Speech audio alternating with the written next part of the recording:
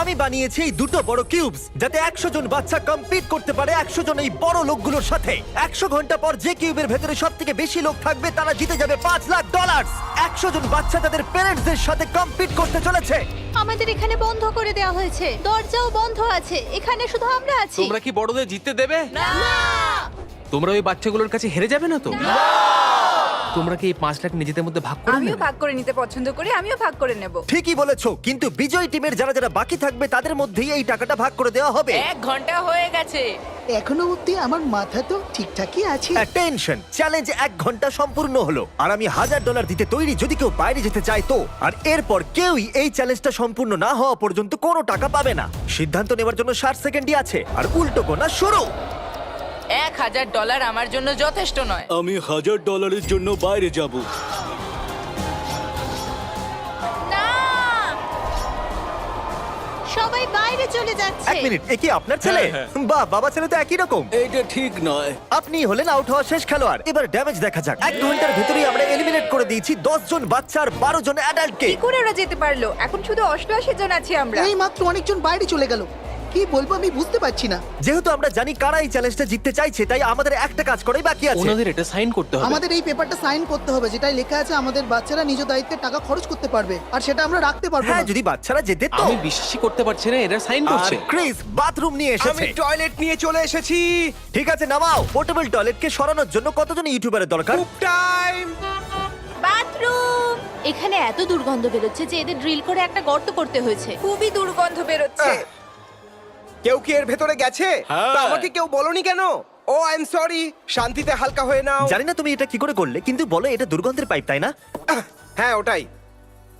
আশা করবো যেটা পড়েছে সেটা ধুলোই। চ্যালেঞ্জে 5 ঘন্টা কাটার পর সকাল অবধি ওরা কি করছে সেটা দেখার জন্য আমি ওদেরকে একলা ছেড়ে দিয়েছিলাম। তো প্রথমে আমরা বোর হচ্ছিলাম, তারপর এই টাইলস গুলোকে দেখতে পেলাম, পরে বুঝতে পারলাম এটা খোলা যায়। তো এগুলো আমরা খুলে নেব। হ্যাঁ, আমরা সবগুলোই। এগুলো খুলে ফেলবো।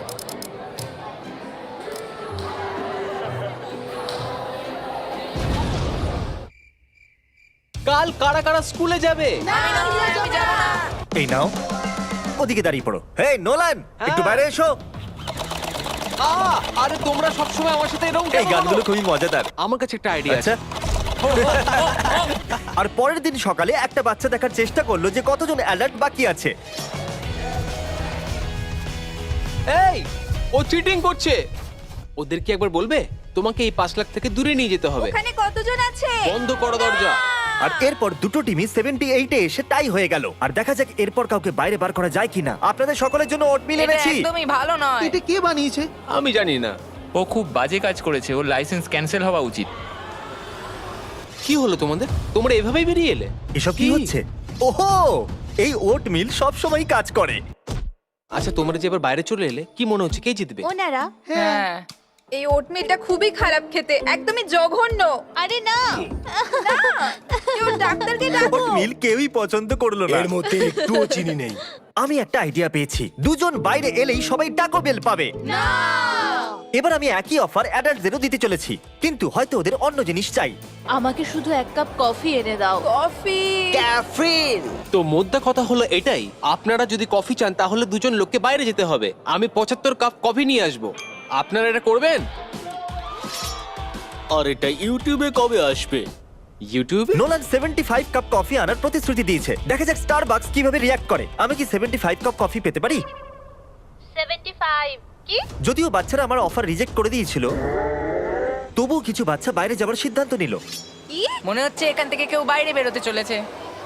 না, না, না।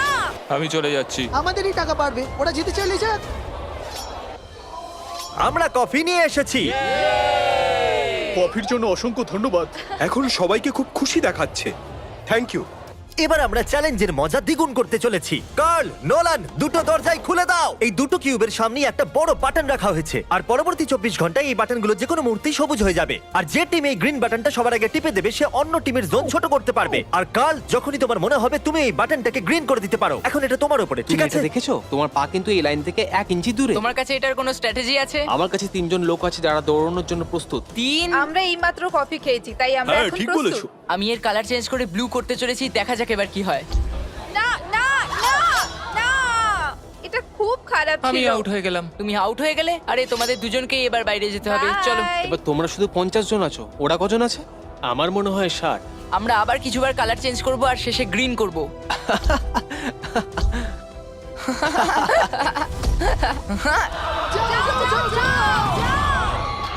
আমরা ওদের আগে এটাকে টিপে দিয়েছি।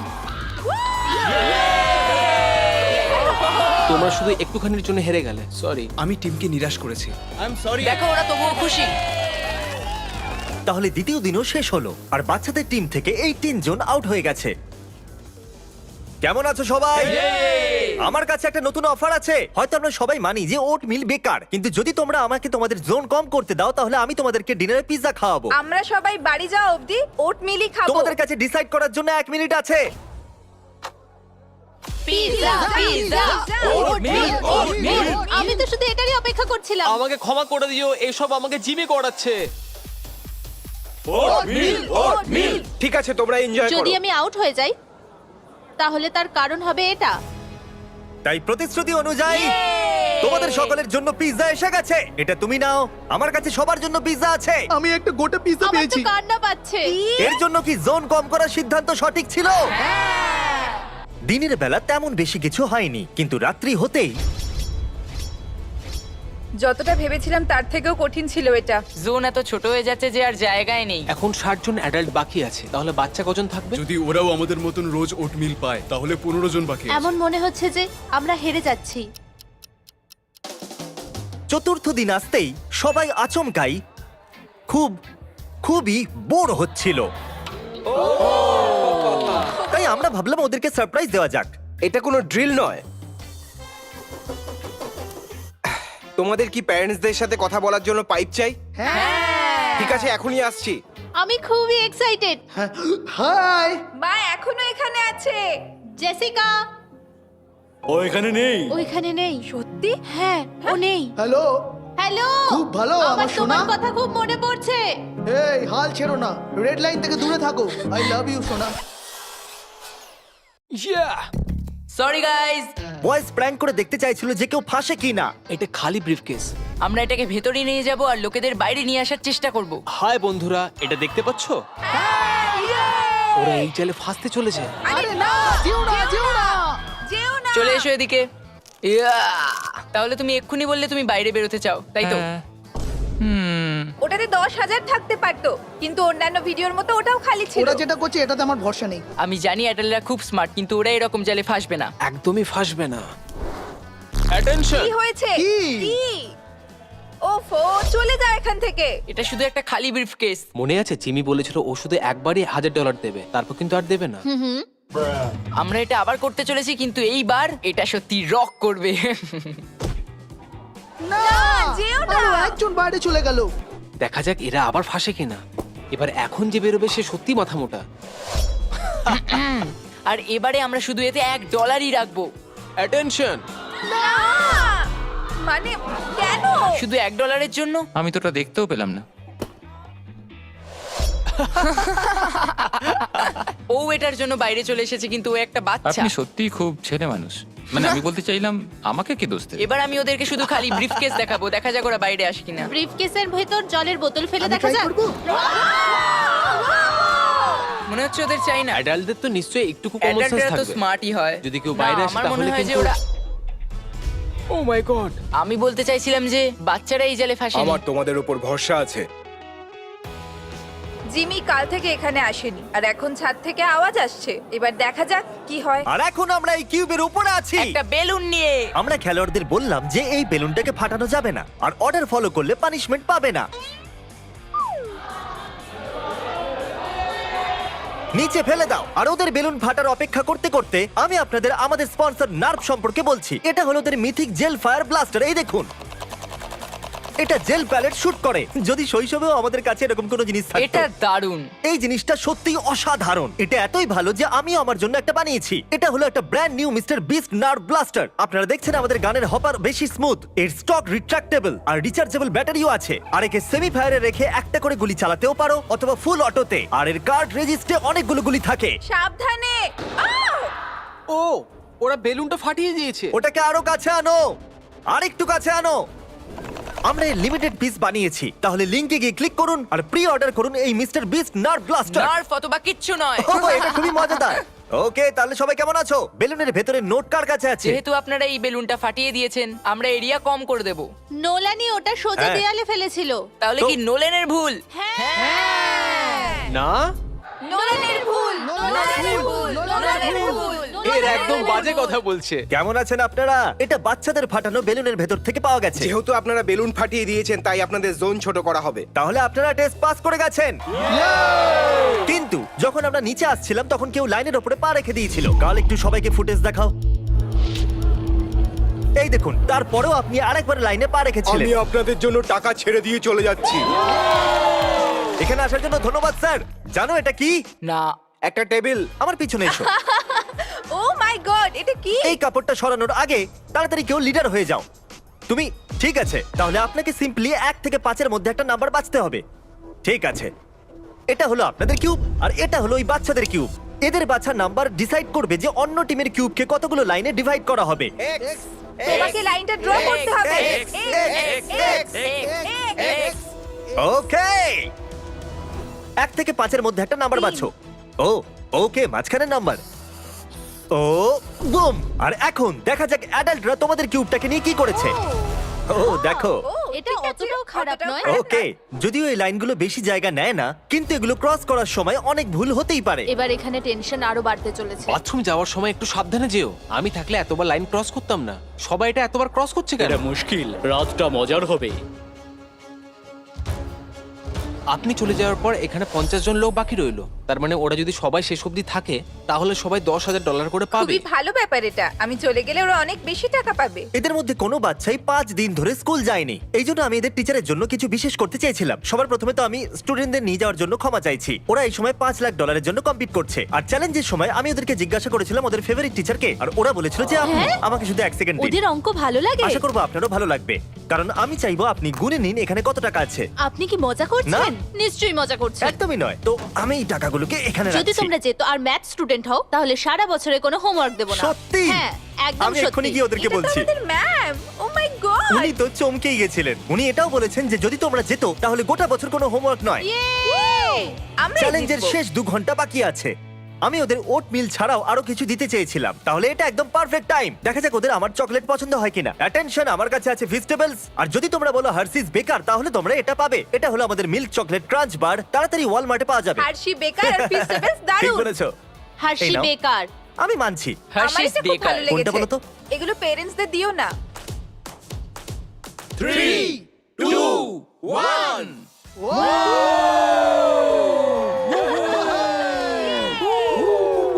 99 ঘন্টা কেটে গেছে আর এইমাত্র একজন কেউ আউট হয়েছে।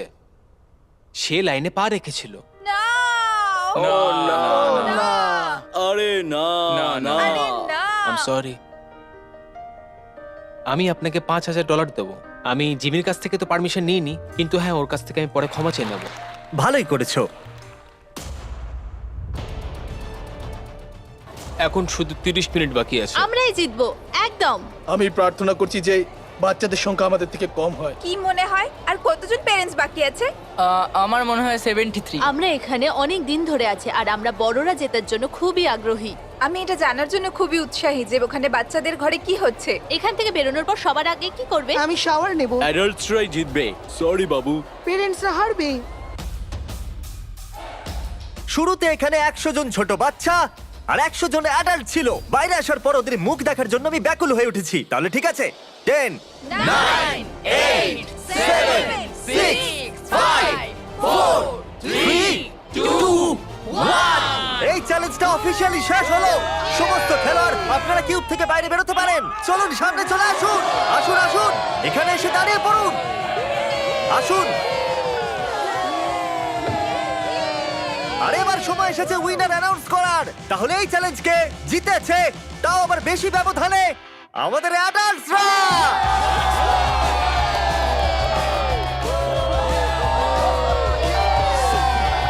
আর তোমাদের সবাই এখানে শেষ পর্যন্ত থাকার জন্য প্রত্যেকে পাবে $1,000 করে। আসার জন্য ধন্যবাদ। আমি বাবার কাছে যাব।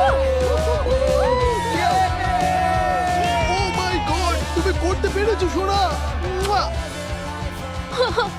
বুঝতে পারছি না আমি কি করব। আমি আমার মায়ের কাছে হ্যাঁ, যাব। যাও নিজের প্যারেন্টসের কাছে যাও।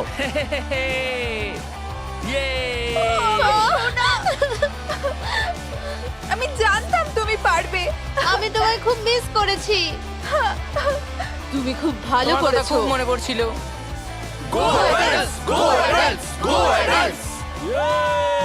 Thank you. Thank you so much.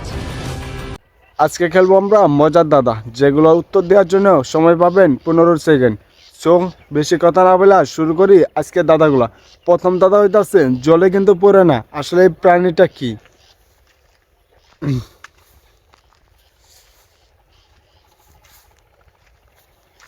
উত্তরটা হচ্ছে জোনাকি।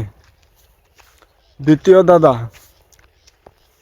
পানির জন্তু না, তবে পানিতেই বাস করে, হাত পা কোনোটাই নেই, তবুও সাঁতার কাটে। এটা খুবই ইন্টারেস্টিং একটা প্রশ্ন। হাতে সময় আছে 15 সেকেন্ড, ভাইবা দেখতে পারেন, পাইলে পাইতেও পারেন।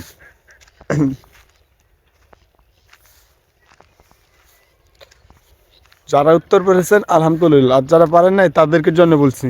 এই উত্তরটা হচ্ছে নৌকা। নৌকা পানির জন্তু নাই, এমনকি নদীতেই থাকে।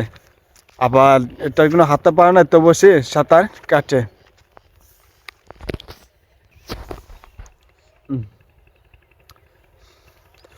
এই পারে ঢেউ, ওই পারে ঢেউ, মাঝখানে বৈশা আছে বুইড আর বউ। বলেন তো এটা কি? হাতে সময় 15 সেকেন্ড।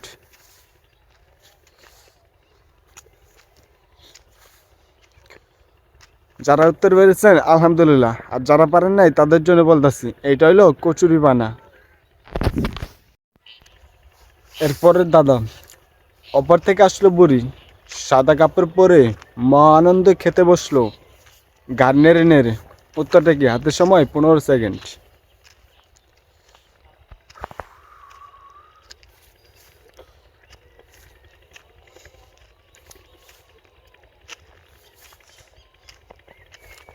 যারা পেরেছেন আলহামদুলিল্লাহ, যারা পারেনি তাদের জন্য উত্তরটা হচ্ছে, বলে দিচ্ছি। এর উত্তরটা হচ্ছে বক। এমন কোন জিনিস যেটা ফ্রিজে রাখলেও গরম থাকে? উত্তরটা বলার জন্য সময় পাবেন 15 সেকেন্ড। বলার চেষ্টা করুন, ভাবতে থাকুন, পারলে পাইতেও পারেন। এটা খুব ইন্টারেস্টিং।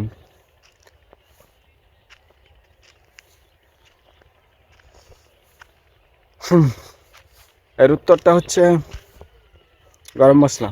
কারণ গরম মশলা সবসময় গরমই থাকে, ফ্রিজে রাখেন আর গরমে রাখেন, যেটাতে রাখেন না কেন। তারপরে দাদা, গরমও নয় ঠান্ডাও নয়, তবু আমরা ফু দিয়ে খাই। এটা আসলে কোন খাদ্যের কথা বলছে? মানে এটা একটা খাদ্যের নাম হবে। চেষ্টা করে দেখুন পারেন কিনা। জায়গাটা খুব ইন্টারেস্টিং আছে। মানে সে একটা লোক, মানে বাগানটা মনে হয় পছন্দের একটা বাগান, প্রতিদিন আসা হয়। যার উত্তরটা পারেনি তাদেরকে যে বলি হলো বাদাম। বাদাম কেন? কারণ বাদামের ভিতরে যে ছোকলাটা থাকে সেটা আমরা কিন্তু ফু দিয়ে সরাই তারপরে বাদামটা খাই, তাছাড়া কিন্তু খাইতে পারি না।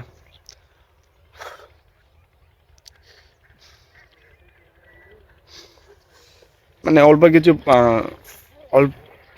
অল্প পানিতে মাছ বিলবিল করে কারো বাবার সাধ্য নাই সেই মাছটা ধরে। এটা আসলে কি হবে? সময় দিলাম বেশিক্ষণ কইরা, ভাবতে থাকেন।